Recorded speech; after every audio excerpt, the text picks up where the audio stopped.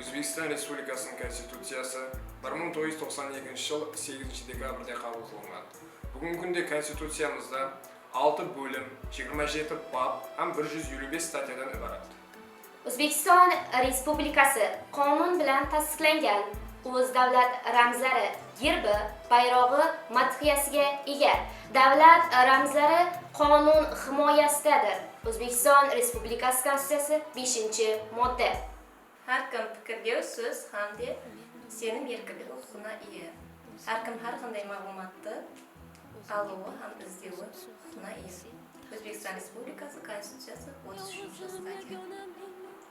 Vijdon erkinligi hamma uchun kepillanadi. Har kim har qanday dinga senuga yoki senmauga haqli. O'zbekiston Respublikasi Konstitutsiyasining 35-statyasi.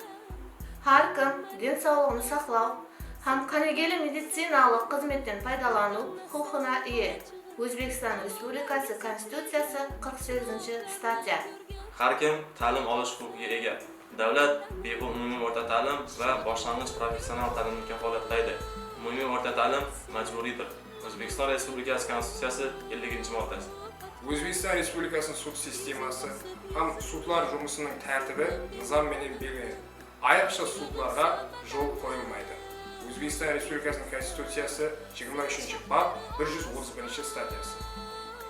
Konstitutsiya bu huquq va majburiyatlarimizni himoya qiluvchi majmuadir. Konstitutsiya har bir fuqaro, har bir millatni tengligini ta'minlaydi. O'zbekiston Respublikasining Konstitutsiyasining 33-yilligi muborak bo'lsin.